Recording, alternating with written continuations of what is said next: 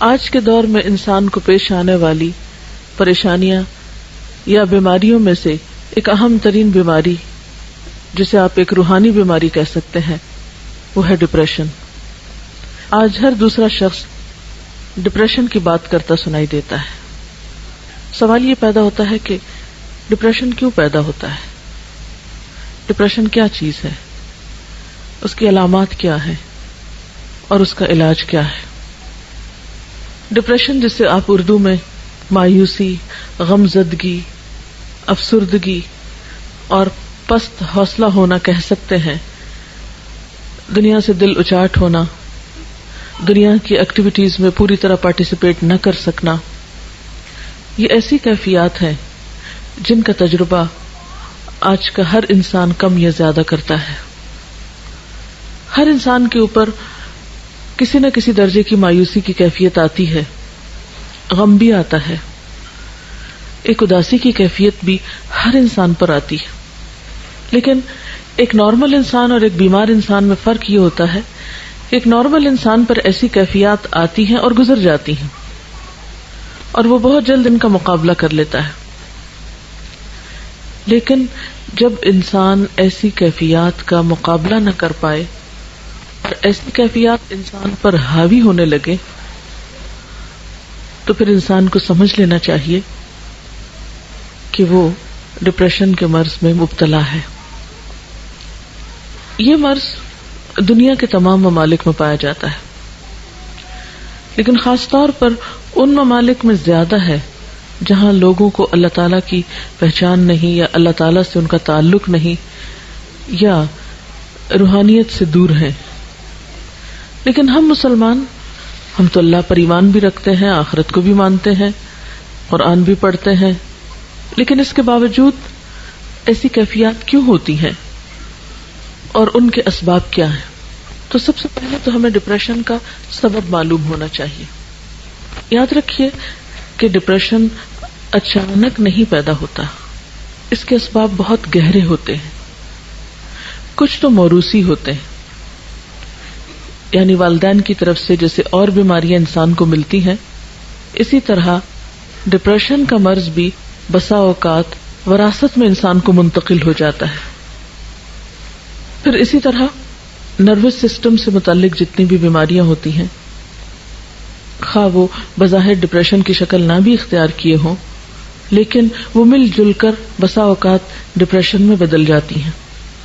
یعنی انسان کے اعصاب کا کمزور ہونا، یا اعصاب کو کسی بھی طرح کی تکلیف یا پریشر یا بوجھ پڑنا۔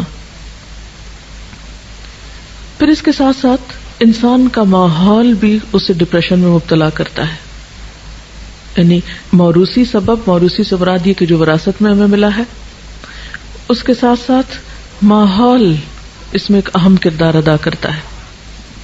بعض اوقات ایک سبب ہوتا ہے، بعض اوقات کئی اسباب ہوتے ہیں۔ پھر اسی طرح ماحول میں کیا چیز ہے، مثلا انسان کا گھر، اس کا خاندان، جہاں پر وہ کام کرتا ہے، یعنی اس کی ورک پلیس، پھر آن دا ہول ساری سوسائٹی اور معاشرہ، ان کے جو اثرات انسان پر پڑتے ہیں وہ اس کے اندر ڈپریشن پیدا کرتے ہیں۔ لیکن تجربے سے یہ بات پتہ چلی ہے کہ ڈپریشن کے خارجی یا معاشرے کے یا سوسائٹی کے اثرات سے زیادہ گھر کے اثرات یا اندرونی اثرات جو ہیں وہ انسان پر زیادہ مرتب ہوتے ہیں، یا انسان کو زیادہ پریشان کرتے ہیں بنسبت بیرونی اسباب کے۔ اور ڈپریشن کا اہم ترین سبب یا اہم ترین وجہ انسان کا وہ گھر ہے جس میں وہ رہتا ہے، اور ایسا گھر جس کے رہنے والوں کے درمیان باہم محبت اور مودت اور ایک دوسرے کے ساتھ موافقت نہ پائی جاتی ہو۔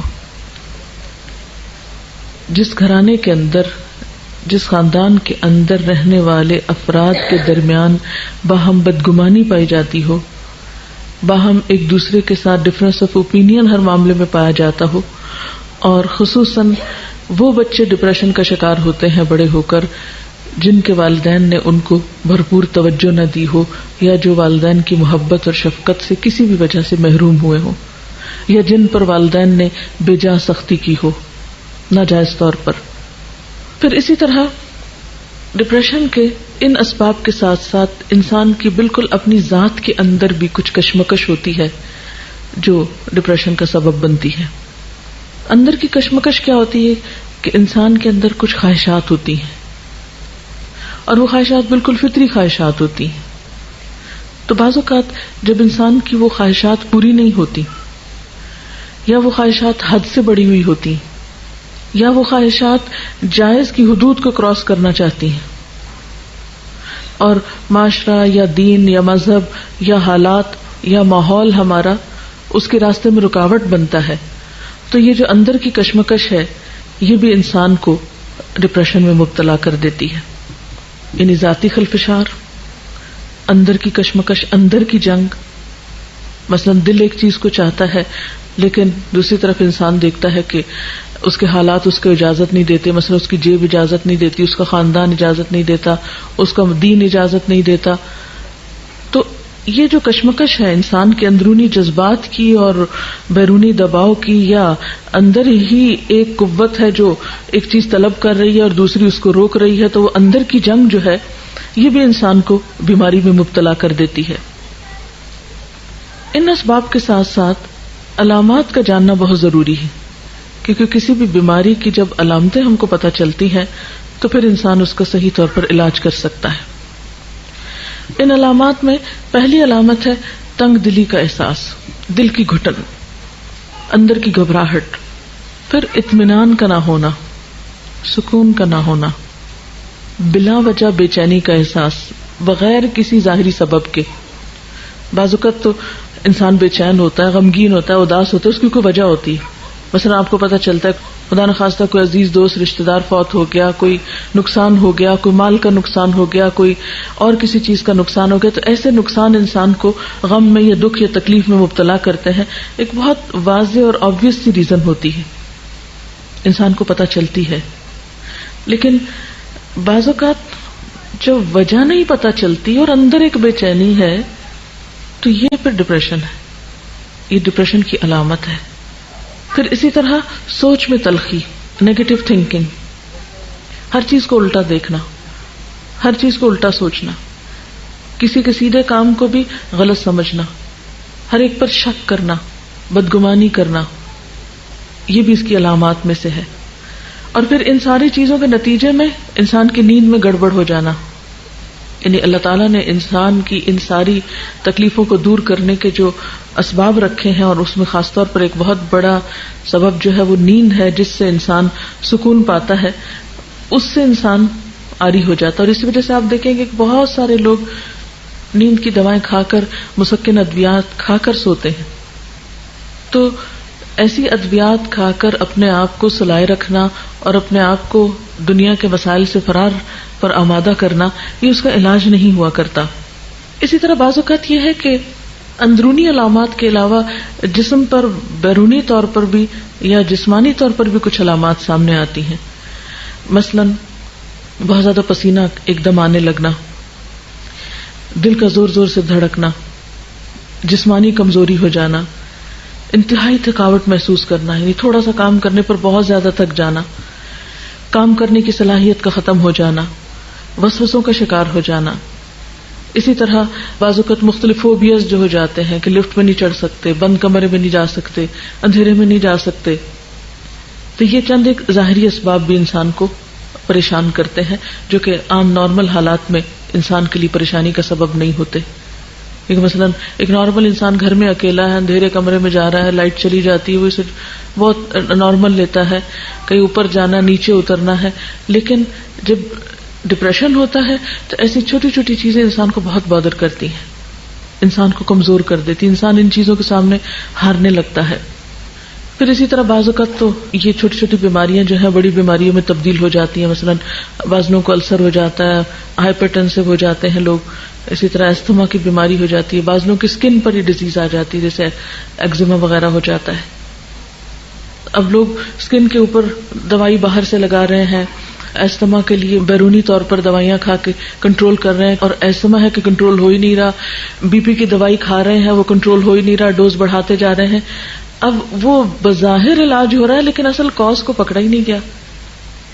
روٹ کو تو چھیڑا ہی نہیں گیا، ایسا ان کا نقصان کیا ہوتا ہے؟ ان دوائیوں کے پھر اپنے سائیڈ ایفیکٹس ہوتے ہیں، پھر ایک بیماری سے دوسری، دوسری سے تیسری، تیسری سے چوتھی، وہ بیماریوں کا ایک چین چل پڑتا ہے، اور بسا اوقات انسان ان بیماریوں کی اوٹ میں یا ان بیماریوں کے دامن میں پناہ لے کر اپنے لیے ایک جواز پیدا کر لیتا ہے، لیکن روٹ کاز اس کا کچھ اور ہوتا ہے۔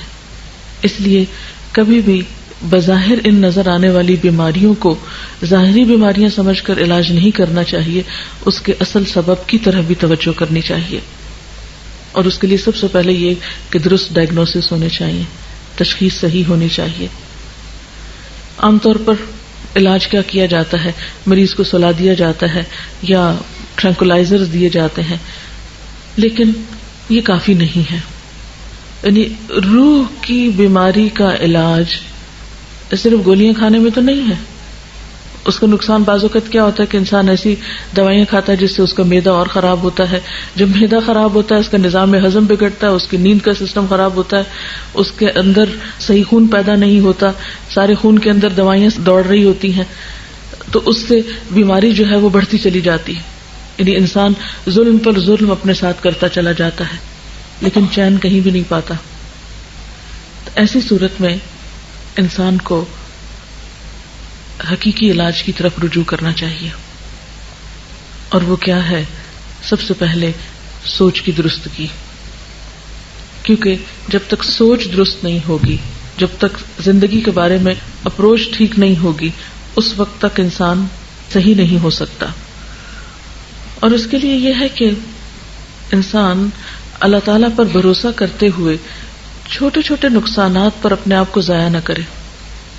مثلا کسی کا قول ہے کہ گرے ہوئے دودھ پہ افسوس کا اظہار نہ کرے، لیکن ہم میں سے اکثر لوگ اسی عادت کے شکار ہوتے ہیں کہ اگر سویرے سویرے چائے بناتے ہوئے دودھ گر گیا تو سارا دن اسی کا غم، ہر تھوڑی دیر بعد خیال ہے آج دودھ گر گیا تھا، آج دودھ گر گیا تھا، آج دودھ گر گیا تھا، اس سے مجھے جو ہے وہ چولہا صاف کرنا پڑا، پھر وہ نقصان ہو گیا، پھر گھر میں اسمیل ہو گئی، پھر یہ ہو گیا، وہ ہو گیا، وہ ہر تھوڑی دیر بعد وہ اپنے اثرات بھی چھوڑ جاتا ہے، اور پھر ہم اسے دیکھ دیکھ کے دکھی ہوتے رہتے ہیں۔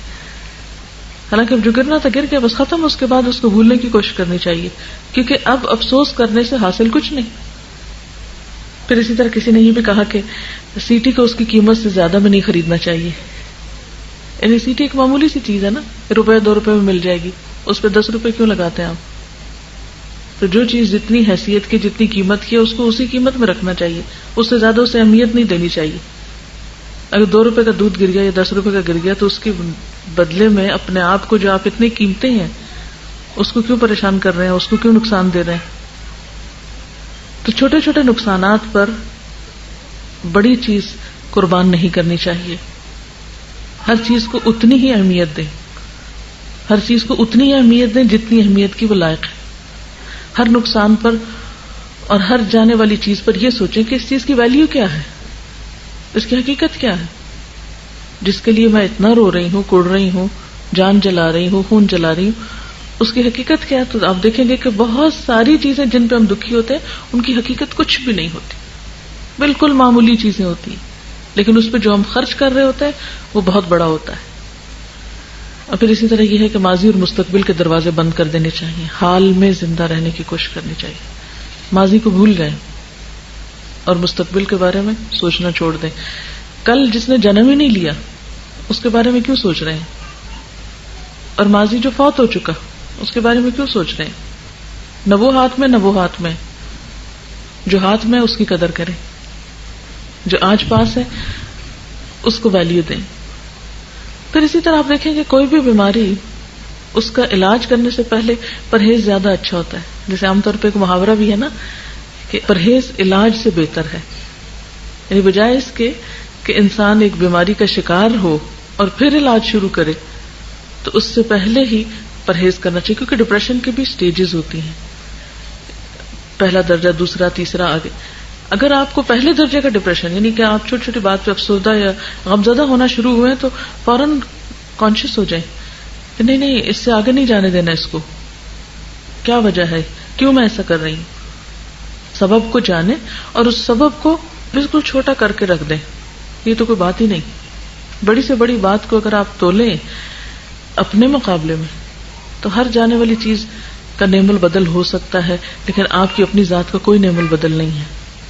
اگر آپ نہ رہے وما یغنی عنہ مالہ اذا تردی، انسان اگر خود ہلاک ہو جائے تو اس کا مال اس کے کس کام کا، دنیا کی نعمتیں کس کام کی. اس لیے سب سے پہلے تو پرہیز ضروری ہے. یعنی جہاں اپنے اندر ایسے جراثیم دیکھیں، جہاں اپنے اندر ایسی کوئی کیفیت دیکھیں تو فوراً یہ سوچیں کہ وجہ کیا ہے اور اس کو یہیں ختم کرنا، اس سے آگے نہیں جانا. اور اس کے لیے سب سے پہلی چیز یہ کہ ہمیں اپنے آپ کو انالائز کر کے یہ دیکھنا چاہیے کہ مجھے کس چیز سے ڈر لگتا ہے، کیونکہ ڈپریشن کے اسباب میں ڈر بھی ہوتا ہے، خوف بھی. کس چیز کا ڈر ہے مجھے، کس چیز کا غم ہے. تو آپ دیکھیں گے کہ بہت سے لوگوں کو ڈپریشن اس وجہ سے ہوتا ہے کہ وہ انجانے اور غیر معلوم قسم کے تفکرات میں گھرے ہوئے ہوتے ہیں. جیسے ابھی میں نے کہا نا کہ ماضی اور مستقبل کے دروازے دونوں بند کر دیں، صرف حال کا دروازہ کھلا رہنے دیں.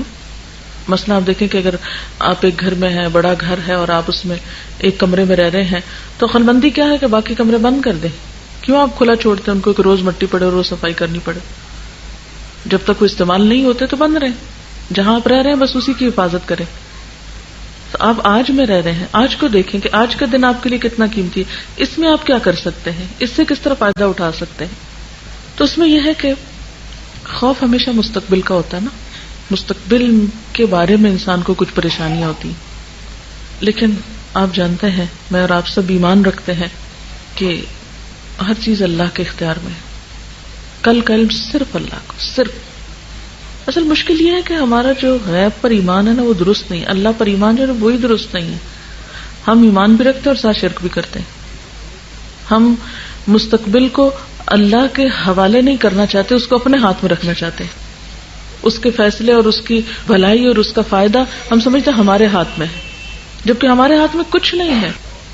ہمارے ہاتھ میں تو وہ بھی نہیں ہے جو اس وقت میرے پاس ہے. ہم تو اتنے کمزور ہیں کہ ہمیں نہیں پتا کہ ابھی تھوڑی دیر میں کیا ہو جائے. دنیا میں ہر آن کتنی تبدیلیاں ہو رہی ہیں. کسی کو پتا تھا یہ ہوائیں اور یہ بارشیں اور یہ ٹھنڈک اور یہ سب پھر اس طرح لوٹ آئے گا اور پورے ملک کو بارش اس طرح لپیٹ لے گی؟ کسی کو خبر نہیں تھی. 2-4 دن پہلے کسی کے وہم و گمان میں بھی نہیں تھا. ہو سکتا ہے کہ آپ ایک ہفتہ پہلے کی گرمی دیکھ کے پریشان ہو رہے ہوں اور سوچ رہے ہوں کہ ہائے گرمی آ رہی.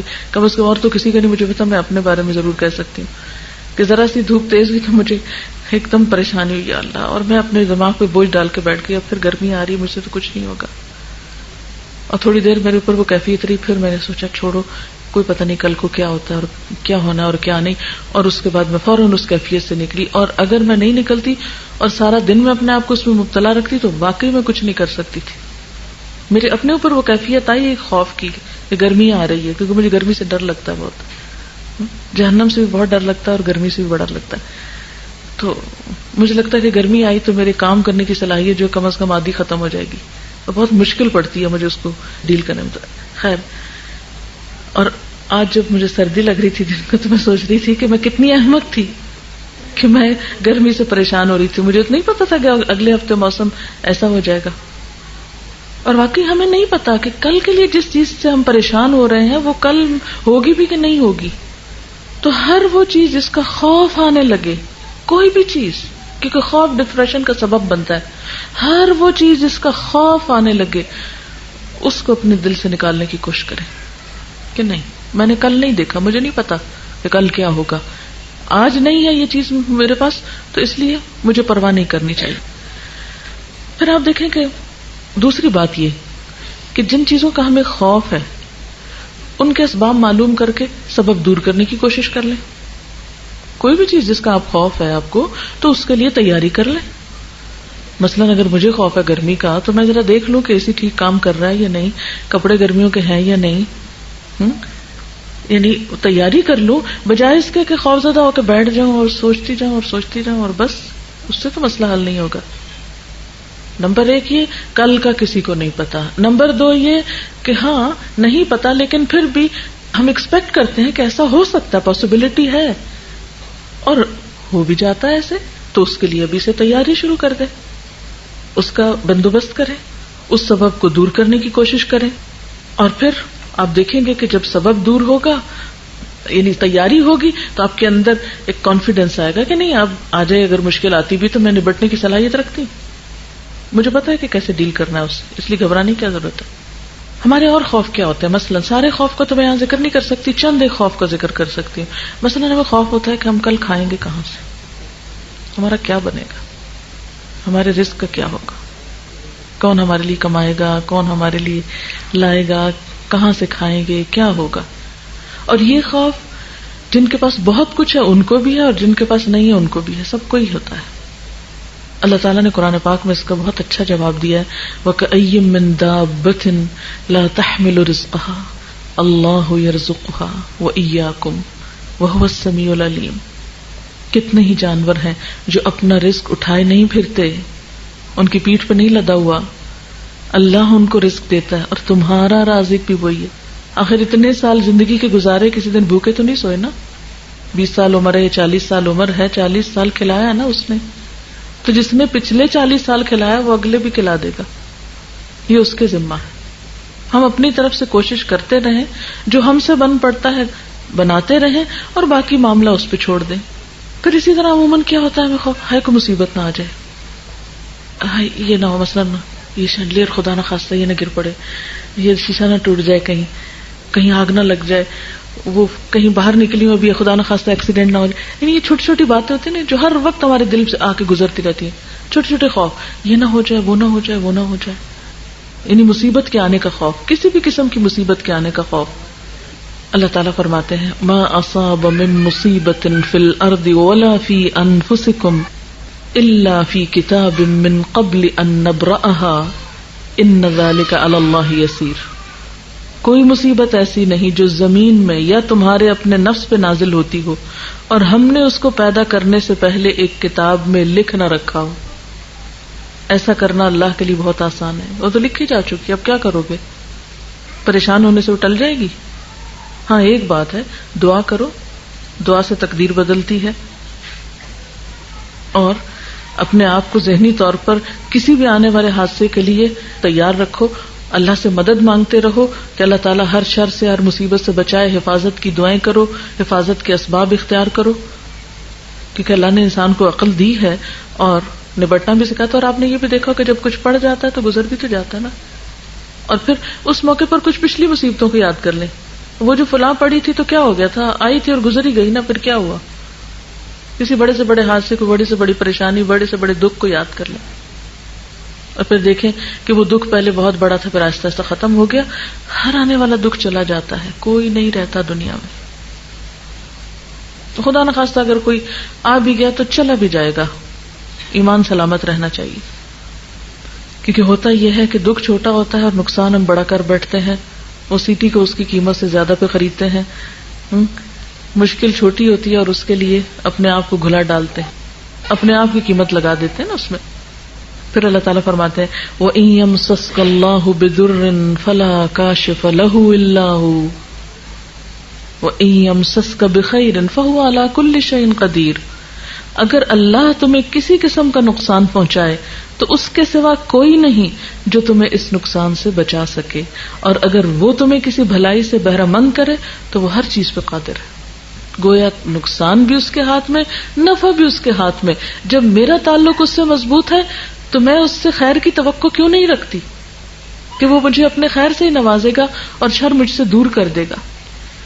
پھر اسی طرح انسان بسا اوقات بیمار ہونے سے ڈرتا ہے کہ بڑھاپا ہوا تو میرا کیا بنے گا, کہیں چھوٹی موٹی درد شروع ہوئی, یہ درد شروع ہو گئی, اب تو یہ بڑھے گی, اور اب تو میری عمر اتنی ہو گئی, اور اس عمر میں تو فلاں کو میں نے دیکھا تھا اس کا یہ حال تھا, اور فلاں کا تو یہ بن گیا, اب میرے ساتھ پتہ نہیں کیا ہونے والا ہے. ایک خوف. اب ہوتا کیا ہے کہ انسان, یعنی یہ بات اب ایک طرح سے پرووڈ ہے کہ انسان کے بہت سارے ایکشنز اس کی سوچ کا نتیجہ ہوتے ہیں. بہت ساری بیماریاں صرف اس کی سوچ کی وجہ سے ظاہر ہوتی ہیں, حالانکہ حقیقی سبب کوئی نہیں ہوتا جسم میں ان کا. تو اب ایک چیز جس کو ہم نے کسی کے ساتھ ہوگی ہم نے اس کو اپنے پہ لے لیا, نہیں اس کے ساتھ ہوگی اب مجھے بھی ضرور ہو جائے گی. اور عموماً آپ نے دیکھا ہوگا کہ کسی کو زکام میں دیکھا تو ہمیں لاحق ہو جاتا ہے, کسی کی آنکھ خراب دیکھی بس ایک دیکھنے کی دیر ہے وہ ہمیں بھی پہنچ جائے گی مرض. کیوں ایسا ہوتا ہے کہ ایک شخص سے مجھے زیادہ اثر ہو جاتا ہے, کسی دوسرے کو کیوں نہیں ہوتا؟ کیونکہ میرے اپنے اندر وہ جذب کرنے کی صلاحیت زیادہ ہے. وہ اس بیماری کو میں نے خود دعوت دے دی ہے, وہ ڈر خوف کے مارے وہ میرے اوپر حاوی ہو گئی ہے. اور اگر اس وقت انسان دعا پڑھ کے معاملہ اللہ کے حوالے کر دے, حدیث میں آتا ہے نا کہ جو شخص کسی مصیبت زدہ کو دیکھ کے یہ دعا پڑھے گا, اللہ تعالیٰ اس کو اس مصیبت سے محفوظ کر دے گا. یعنی چھوٹی سی بھی کسی کو تکلیف میں دیکھے نا, مثلا کوئی گر گیا, کوئی اٹک گیا, کوئی ذرا سا بھی کسی دکھ میں مبتلا ہوا ہے, فوراً پڑھ دیں الحمدللہ الذی عافانی ممن ابتلاہ بہ, اللہ کا شکر ہے جس نے مجھے اس مصیبت سے بچا کے رکھا ہے. تو جب شکر ادا کریں گے اللہ تعالیٰ کا تو اللہ تعالیٰ آپ کو محفوظ کر لے گا. اور یقین کے ساتھ پڑھیں. پھر اس کے بعد یہ ہے کہ ابراہیم علیہ السلام کا اللہ تعالیٰ پر ایسا بھروسہ تھا, ایسا تعلق تھا اللہ تعالیٰ کے ساتھ کہ وہ خاص طور پر اس کا ذکر کرتے ہیں وَإِذَا مَرِضْتُ فَهُوَ يَشْفِينِ. کیا ہوا, بیماری آ گئی, اگر میں بیمار ہوتا ہوں تو مجھے شفا دے دیتا ہے, وہ شفا دے سکتا ہے, میرا اس سے تعلق ہے, مجھے کوئی مشکل نہیں. بیماری سے کیوں ڈرتا ہوں, بیماری آ بھی گئی تو شفا بھی آ جائے گی, وہ سبب پیدا کر دے گا. پھر اسی طرح یہ ہے کہ سوچ کی تبدیلی کے ساتھ ساتھ کچھ اور کام بھی کرنا ضروری ہے, اور ان میں اہم ترین چیز یہ کہ اللہ تعالیٰ کے ساتھ مسلسل تعلق, مستقل تعلق, کیونکہ ساری قوت اور ساری طاقت اس کے پاس ہے. انسان بے حد کمزور ہے سوائے اس کے کہ جسے اللہ قوت دے دے. ساری قوت کا سرچشمہ تو وہ ہے. تو جب انسان اس کو تھام لیتا ہے تو وہ دراصل استمسک بالعروۃ الوثقی لا انفصام لها. اللہ پر بھروسہ اور اللہ کو تھامنا اور اس سے تعلق ایسا ہے جیسے کسی مضبوط کڑے کو پکڑ لینا جس نے ٹوٹنا نہیں ہے. تو جو شخص اللہ تعالیٰ پہ بھروسہ کرتا ہے اللہ تعالیٰ ضرور اس کو سہارا دیتا ہے. پھر اسی طرح نماز سے مدد لینا. آپ صلی اللہ علیہ وسلم کا طریقہ کیا تھا, جب ذرا بھی پریشان ہوتے تھے, تھوڑی سی بھی پریشانی آتی تو سب سے پہلے نماز کی طرف رجوع کرتے, فوراً نماز کے لیے کھڑے ہو جاتے. آپ کی ذاتی زندگی میں مشکلات آئیں یا دین کو پھیلانے کے لیے کوئی مشکل پیش آئی تو فوراً آپ نے نماز سے مدد لی. ہمارا حال یہ تھا کہ ہم ڈپریشن میں بیٹھے رہتے ہیں, فرض نماز بھی چھوڑ دیتے ہیں, کیا کریں, غم ہے, دل ہی نہیں چاہتا. نہیں بھی دل چاہتا تو اپنے آپ کو پش کر کے کھینچ تان کے نماز کے لیے کھڑے ہو جائیں. اور اگر آپ واقعی قرآن کا کچھ حصہ آپ کو یاد ہے اور ذرا سی لمبی نماز پڑھ لیں تو پھر آپ دیکھیں گے کہ نماز کے ختم ہونے تک آپ کا ڈپریشن بھی دور ہو جائے گا, آپ اس کیفیت سے بھی باہر آ جائیں گے. کیونکہ یہ اللہ کے رسول صلی اللہ علیہ وسلم کا آزمودہ نسخہ ہے, مجرب ہے. آپ صلی اللہ علیہ وسلم یہ فرمایا کرتے تھے کہ میری آنکھوں کی ٹھنڈک نماز میں ہے. آج ہماری آنکھوں کی ٹھنڈک نماز میں کیوں نہیں؟ ہم تو مصیبت کے مارے بوجھ سمجھ کے اس کو اٹھا پھینکتے ہیں, بس ٹائم آیا اور پورا کیا اور ختم, انجوائے نہیں کرتے نماز کو. بعض لوگوں کو نماز سے ہی گھبراہٹ شروع ہو جاتی, وہ اتنی دیر خاموش نہیں رہ سکتے شاید, یعنی حالانکہ وہی وقت ہم بیٹھ کے بھی گزار دیتے ہیں. اچھا, اس کی ایک بڑی وجہ یہ کہ ہمیں قرآن زیادہ زبانی یاد نہیں ہوتا تو ہر وقت قل واللہ پڑھ کے بور ہو جاتے ہیں. اگر تھوڑی سی کوشش کر کے ایک ایک آیت سیکھنا شروع کر دیں, اور قرآن پاک کی ایسی صورتیں جن کے پڑھنے کی بہت فضیلت ہے, مثلا سورۃ الکہف ہے, سورۃ البقرہ کی اول آخر آیات ہیں, سورۃ یاسین ہے, سورۃ الملک ہے, اگر ان کو آپ پڑھنا شروع کر دیں, یعنی یاد کرنا شروع کر دیں, ایک ایک آیت, دو دو لفظ, تین تین لفظ, اور آپ دیکھیں کہ کچھ مشکل نہیں. تو ایک تو ذہن مصروف ہوگا, دوسرا اس کلام کی برکت ہوگی, تیسری نماز بہت اچھی ہو جائے گی. ہم عموماً شکایت کرتے ہیں نا کہ نماز میں دل نہیں لگتا, تو اگر آپ بدل بدل کے آیات پڑھیں تو آپ دیکھیں گے کہ نماز آپ کو کھینچ کے رکھے گی, پکڑ کے رکھے گی. اور جب ہم ایک روایتی سی نماز پڑھتے ہیں نا, بس کھڑے ہو گئے اور کچھ پتہ نہیں اللہ اکبر کب ہوئی اور سلام کب پھیر لیا, ایسی نماز پر فائدہ نہیں دیتی. پھر اسی طرح اللہ تعالیٰ کا ذکر, الا بذکر اللہ تطمئن القلوب, اللہ کے ذکر سے دلوں کو اطمینان نصیب ہوتا ہے. اکیلے بھی ذکر, چلتے پھرتے اللہ کا ذکر, اور اس کے علاوہ کچھ لوگوں کے ساتھ بیٹھ کے اللہ کا ذکر, تنہائی میں بھی اللہ کو یاد کرنا اور بندوں کے بیچ میں بیٹھ کے بھی. عموماً ہم جب لوگوں سے ملاقات کرتے ہیں تو اس میں ہم اللہ تعالیٰ کا نام لینا نہیں پسند کرتے یا اللہ کی بات کرنا نہیں پسند کرتے, ہم دنیا بھر کی باتیں کریں گے, زیور کپڑے کی باتیں کریں گے, ادھر ادھر کی باتیں کریں گے, لیکن اللہ کی بات نہیں بیٹھ کے کریں گے اکٹھے. اور پھر اسی طرح جس طرح کی ذکر کی مجلس میں آپ اس وقت بیٹھے ہیں اور آپ میں سے ہر ایک محسوس کر سکتا ہے کہ اس وقت ہمارے دل کی حالت اچھی ہے بنسبت اس کے کہ ہم تنہائی میں کہیں بیٹھے سوچ رہے ہوتے، کیونکہ اللہ کا ذکر ہو رہا ہے نا، یا دین کی بات ہو رہی ہے. ایسی مجلسوں میں حاضر ہونا ایک بہترین علاج ہے. اللہ تعالیٰ فرماتے ہیں وَنُنَزِّلُ مِنَ الْقُرْآنِ مَا هُوَ شِفَاءٌ وَرَحْمَةٌ، کہ ہم قرآن میں سے وہ چیزیں اتارتے ہیں جو شفا بھی ہے اور رحمت بھی ہے. قرآن پاک کے لیے ہدن و بشرا کا لفظ آتا ہے، ہدایت اور خوشخبری ہے، یعنی دلوں کی خوشی کا سامان ہے اس کتاب میں. اور اکیلے تلاوت بھی فائدہ دیتی ہے، اور کسی مجلس میں محفل میں بیٹھ کے سب کے ساتھ قرآن پڑھنا بھی فائدہ دیتا ہے. ذکر کے بارے میں یہ بھی آتا ہے کہ جب بھی کچھ لوگ اللہ کو یاد کرنے کے لیے اکٹھے ہوتے ہیں تو فرشتے ان کو گھیر لیتے ہیں، رحمت ان پہ چھا جاتی ہے، ان پہ سکون اور اطمینان نازل ہوتا ہے، اور اللہ تعالیٰ انہیں اپنی مجلس میں یاد کرتے ہیں. تو جس مجلس کے اوپر رحمت چھا جائے، جس مجلس پہ فرشتے پر بچھائیں یعنی اپنے پروں سے ڈھانپ لیں، اور جس مجلس کے لیے وعدہ ہے کہ اس میں بیٹھنے والوں پہ سکون نازل ہوتا ہے، لیکن شیطان ہمیں ایسی مجلسوں سے بھگا کے رکھتا، نہیں وہاں نہیں جانا، ابھی بڑے مصروف ہو تم، بہت کام ہے، وہاں جاؤ گے تو یہ کام کیسے ہوگا، وہ کام کیسے ہوگا. تو جب ہم ایسی مجلسوں اور محفلوں سے دور رہتے ہیں، دین کے سیکھنے سکھانے کی مجلسوں سے، تو اس سے بھی ہمارے دلوں میں وحشت ہوتی ہے. تو بطور علاج ایسی جگہوں پر شریک ہونا چاہیے، یعنی علاج کے نقطہ نظر سے. پھر اسی طرح دعا جو ہے ان مشکلات میں بھی فائدہ دیتی ہیں جو اتر چکی ہیں، اور ان میں بھی فائدہ دیتی ہے جو ابھی نہیں اتری. یعنی حدیث کا مفہوم یہ ہے کہ دعا ان مصیبتوں اور بلاؤں میں بھی فائدہ مند ہے جو آ چکی ہیں انسان پہ، اور ان میں بھی فائدہ مند ہے جو ابھی آئی نہیں، ان کو پیچھے ہی روک رکھتی ہے. اس لیے دعا بہت مؤثر علاج ہے.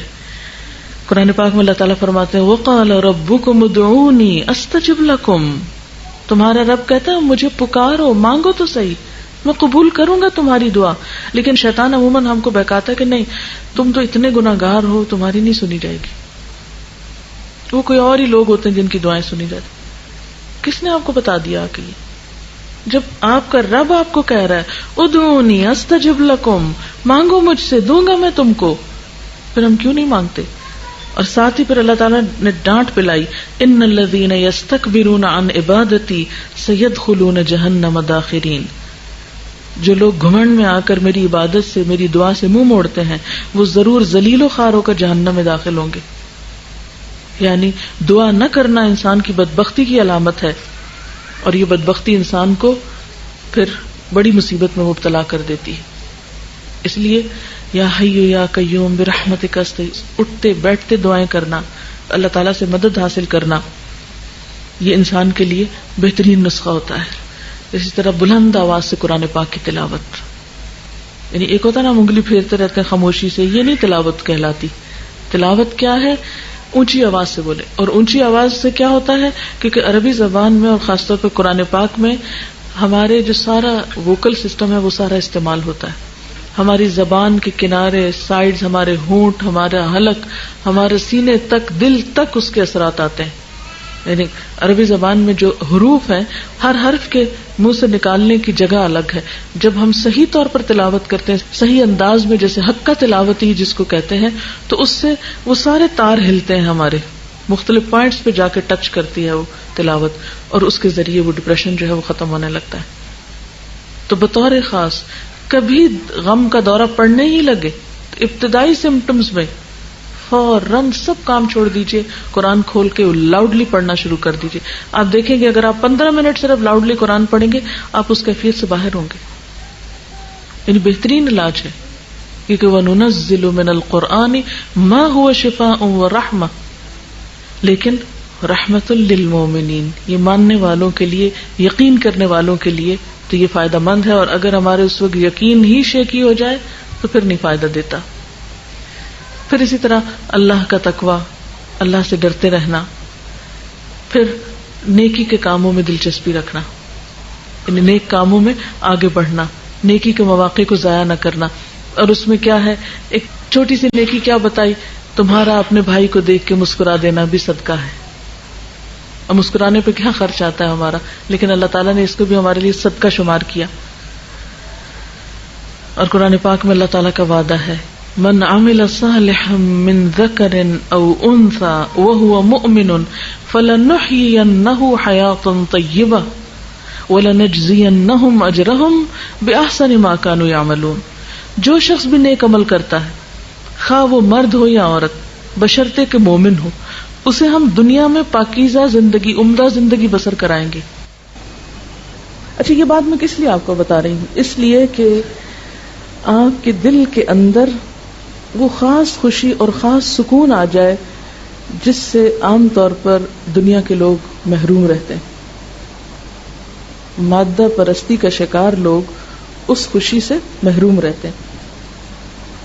کبھی آپ ٹینشن کا شکار ہوئے، ذہنی تناؤ کا ہوئے؟ یہ آج کے دور کا ایک بہت بڑا مرض ہے، بہت بڑا مرض ہے، کھا رہا ہے انسانوں کو اور ان کی صلاحیتوں کو. اللہ تعالیٰ نے ہر مرض کے لیے دوا پیدا کی، ہر مرض کی دوا ہے. اسٹریس مینجمنٹ آج کے دور میں ایک سائنس بن چکی ہے اور مختلف طریقوں سے، ہیلوں بہانوں سے لوگ علاج کر رہے ہیں. تو آئیے دیکھتے ہیں کہ ہمارا دین اس کے بارے میں ہمیں کیا حل دیتا ہے. یہاں میں مولانا وحید الدین صاحب کی ایک تحریر پڑھوں گی اور اس کے ساتھ ساتھ کچھ کمنٹ کروں گی. زندگی میں بار بار مسائل اور مصائب آتے ہیں، زندگی میں بار بار مسائل اور مصائب آتے ہیں، یعنی مصیبتیں آتی ہیں. ایسا ہر مرد اور عورت کے ساتھ پیش آتا ہے،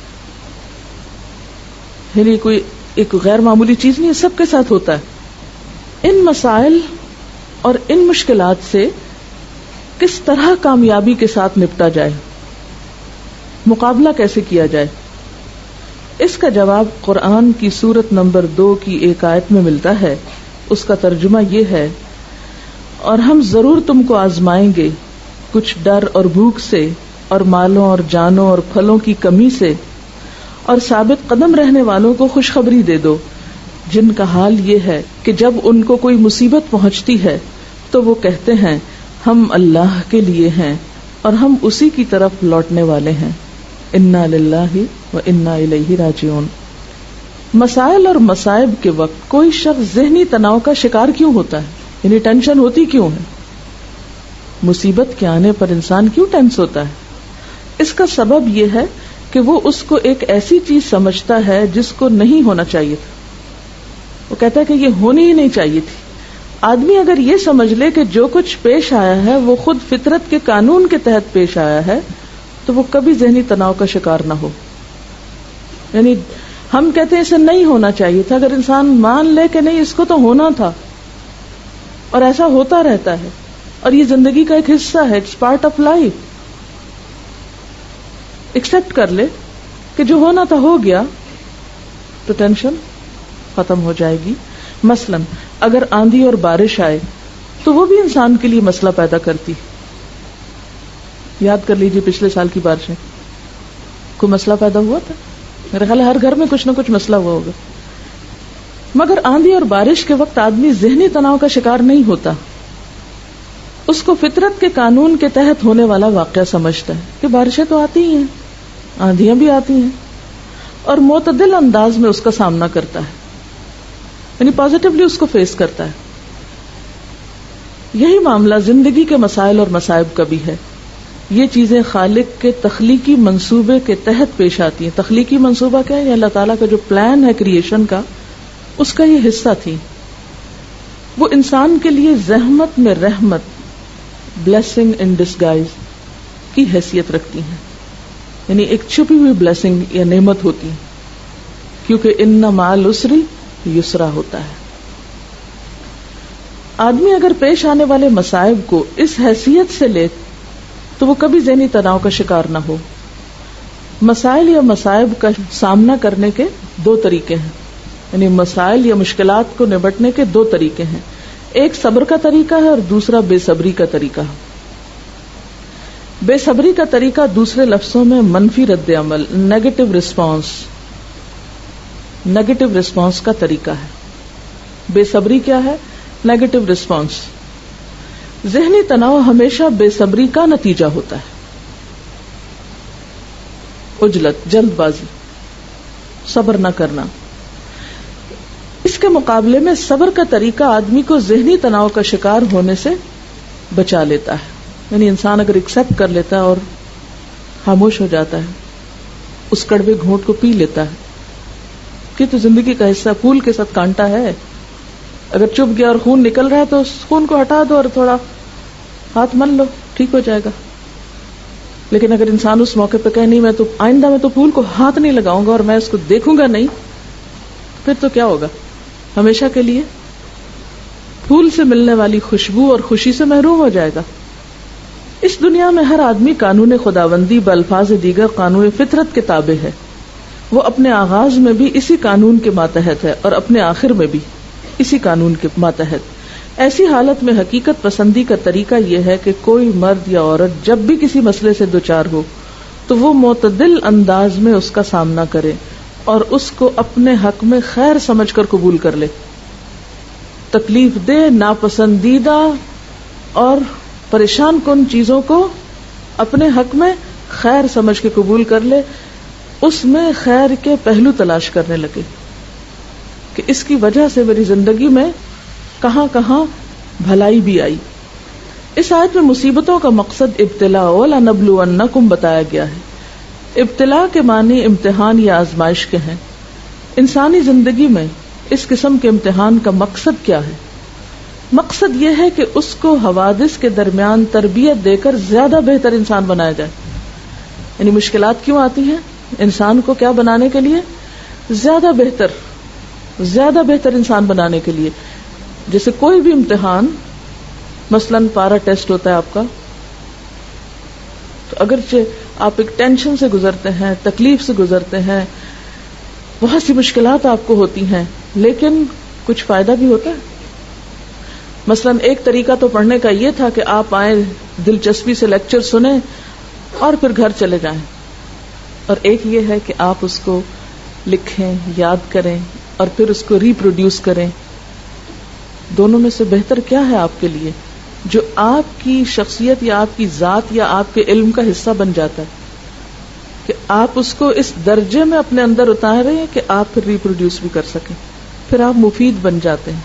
اور اگر صرف اتنا ہو کہ آپ کی اپنی ذات نے سنا اور آپ کے اپنے اندر تک فائدہ ہے تو وہ کچھ زیادہ فائدہ نہیں ہے. امتحان کا مقصد یہ ہے کہ اس کو حوادث کے درمیان تربیت دے کر زیادہ بہتر انسان بنایا جائے. حوادث کسی آدمی کے لیے ترقی کا زینہ ہے. حوادث کے ذریعے، یعنی حادثوں کے ذریعے آدمی کا ذہن بیدار ہوتا ہے، اس کی عقل زیادہ کام کرتی ہے. یعنی ہر حادثہ انسان کو جگاتا ہے، ہوش میں لاتا ہے. مشکلات سے انسان کے اندر پختگی آتی ہے، انسان میچور ہوتا ہے.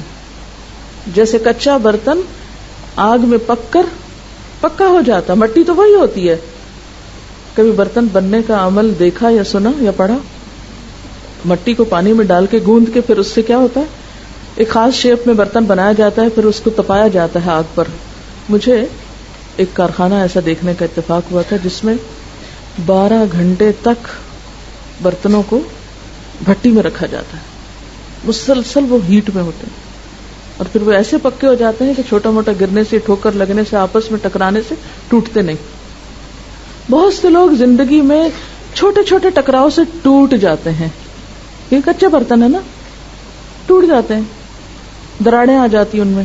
لیکن جو برتن زیادہ دیر تک پکے ہوئے ہوتے ہیں، یہ خاص مقدار تک تپے ہوئے ہوتے ہیں، وہ چھوٹی چھوٹی باتوں سے پھر ٹوٹتے نہیں ہیں، وہ پھر کام کے ہوتے ہیں، وہ فائدہ مند ہوتے ہیں.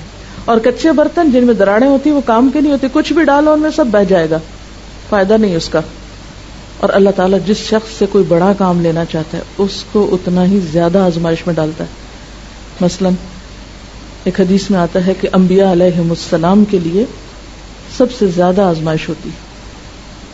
آزمائے جانے والے لوگوں میں سب سے زیادہ انبیاء آزمائے جاتے ہیں، پھر جو ان کے قریب تر ہوتے ہیں ان کے قریب ہوتے ہیں. یعنی جو جتنا درجے میں ان کے قریب ہوگا اس پر آزمائش بھی اتنی ہی سخت ہوگی. اس سخت آزمائش سے گزر کر جب میچور ہوتے ہیں تو پھر ہی وہ بڑے کام کرنے کے قابل ہوتے ہیں.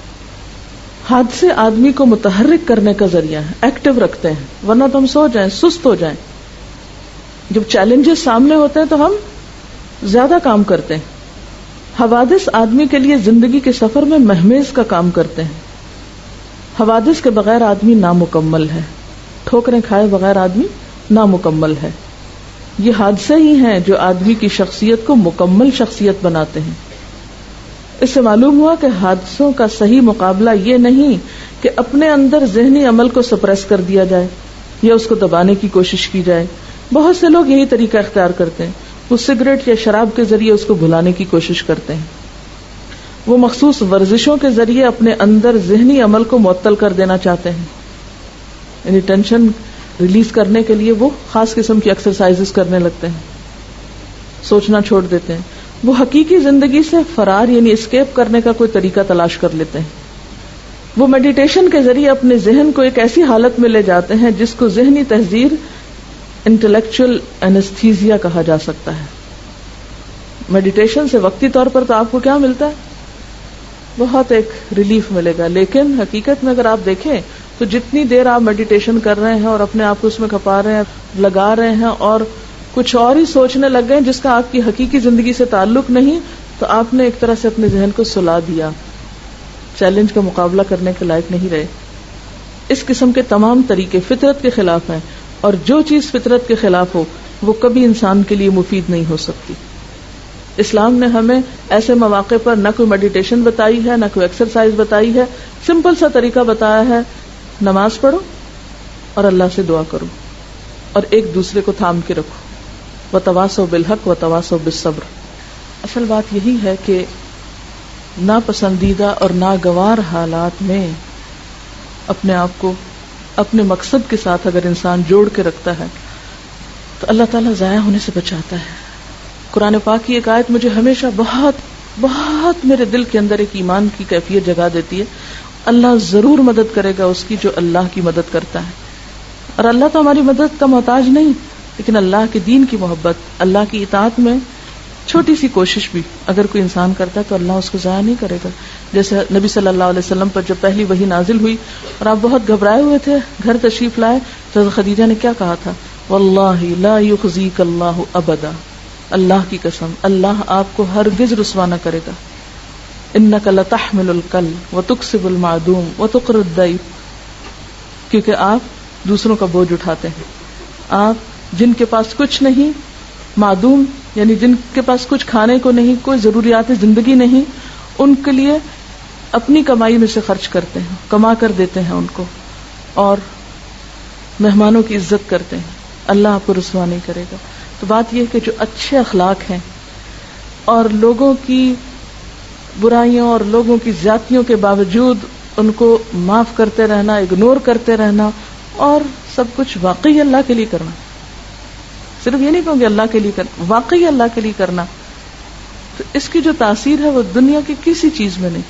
اللہ تعالیٰ فرماتے ہیں نا قرآن پاک میں، لو انفقت ما فی الارض جميعا ما الفت بین قلوبہم، زمین بھر میں جو کچھ ہے سب کا سب بھی اگر تم خرچ کر ڈالتے ان پر تو ان کے دلوں میں وہ محبت نہیں جگا سکتے تھے.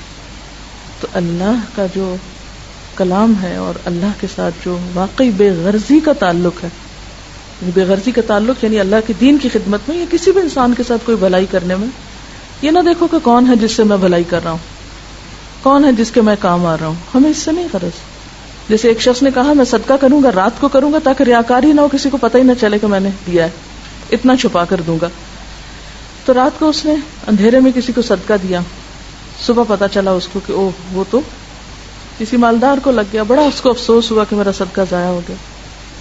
اگلے دن اس نے کہا اچھا میں آج تو بہت سوچ سمجھ کے دوں گا، لیکن وہ کسی چور کے ہاتھ لگ گیا.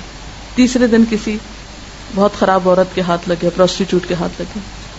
بڑا پریشان ہوا کہ کیا میرا صدقہ قبول کیوں نہیں ہو رہا، کبھی کہیں چلا جاتا کبھی کہیں. تو اسے بتایا گیا کہ نہیں، ضائع نہیں ہوا. مالدار شخص ہو سکتا ہے صدقہ لے کر صدقہ کرنے کا سوچے، چور چوری سے باز آ جائے، اور ایک خراب عورت جو ہے وہ گناہ سے باز آ جائے کہ غائبانہ طور پر کس طرح ان کی اللہ نے مدد کی. تو انسان کو مخلص ہو کر، بے غرض ہو کر نیک نیتی کے ساتھ نیکی کرتے چلے جانا چاہیے. اگر وقتی اور فوری طور پر اس کا کوئی رزلٹ سامنے نہیں بھی آتا تو مایوس نہیں ہونا چاہیے, چھوڑ نہیں دینا چاہیے. جب اللہ کے لیے کیا ہے تو ضائع نہیں ہو سکتا. ہم تنگ نظر ہے نا, ایک کام کرتے ہم کہتے 2 اور 2 4, اس کا رزلٹ یوں سامنے آنا چاہیے, میری اس نیکی کا نتیجہ اس شکل میں سامنے آنا چاہیے.